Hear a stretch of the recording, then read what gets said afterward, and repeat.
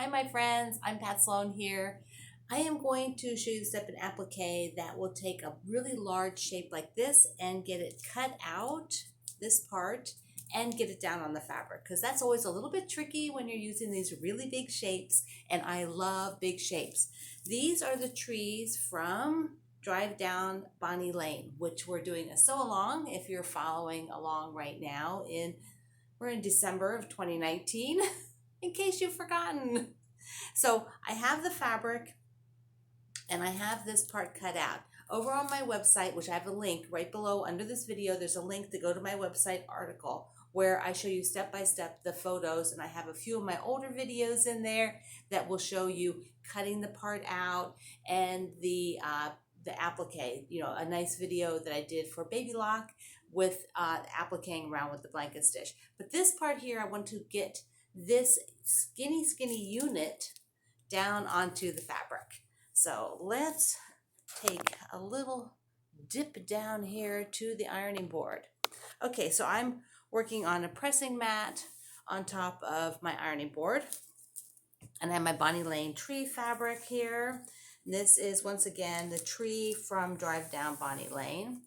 And as I show you on the website and in my other basic video on doing fusible applique, cutting the shapes out, I have this section where I cut in. So I had cut in here and then remove this intersection, which, let me just grab it.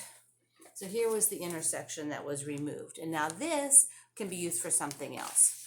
So that's just like bonus. Now you're not wasting it. Plus this great big shape is going to be super soft, and that way you can quilt inside of it and it'll be just gorgeous. So to get this down, what we want to do is we want to press, here's the cut. We want to press from the opposite and come around to the cut. And as we do that, they will sort of come right into each other like that. Now they don't have to be perfect because you're going to cut that. So like you see here, it's like 1/8 of an inch to the line. Well, it's a tree, it doesn't have to be perfect. It's not a puzzle piece. So all you have to do is cut straight across when you get there. So I've got my Aliso iron. These are the ones that stand up.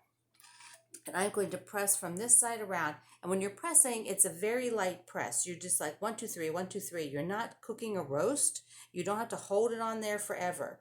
So I am going to start over here, just like 1, 2, 3, 1, 2, 3, and just go all the way around. And then I'm going to do some of the other side, which will be coming around to where the connector is. So here is the connection point, and then ta-da, get right there. And there's a teeny weeny little fraction where they didn't meet, which is fine because you're going to stitch it. You're just going to cut across that line when we do that. And so here is the tree, and you will be doing for a Drive Down Bonnie Lane, you will do 2 trees. Ta-da! So I now have 3 trees for my second Bonnie Lane quilt, because I showed you the other 2, and this is the one I did for demo. So I have 3 trees. I'm going to use this third one on the back. So I'm going to have a few parts that I'm doing from these demos, and I'm going to sew those all into the back of the quilt. So I'm Pat Sloan. This was getting these large shapes fused down onto your fabric. See you later.